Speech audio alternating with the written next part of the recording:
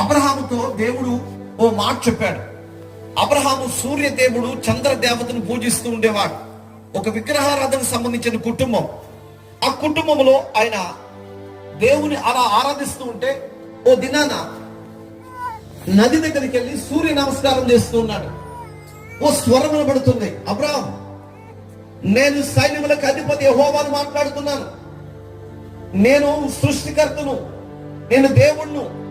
నీకేమి కొదువుకుందో నాకు తెలుసు. ఆస్తి అంతస్తులు అన్ని నీకున్నాయి, కానీ నీకేమి కొదువుకుందో నాకు తెలుసు. నన్ను వెంబడించు, నా దగ్గరికి రా, నీ కొదువు తీరుస్తానని చెప్పాడు. ఇంతకీ అబ్రహాముకి ఏం కొదువుకుందంటే పిల్లలు లేరండి. అప్పటికి అబ్రహాము వయసు 75 సంవత్సరాలు. ఎప్పుడైతే స్వరాన్ని విన్నాడో, మనిషిని చూడాల, దేవుడు చూడాల. దేవుడు ఎవరు చూడలేరండి. సమీపింపరాని తేజస్సులో ఆయన ఒక్క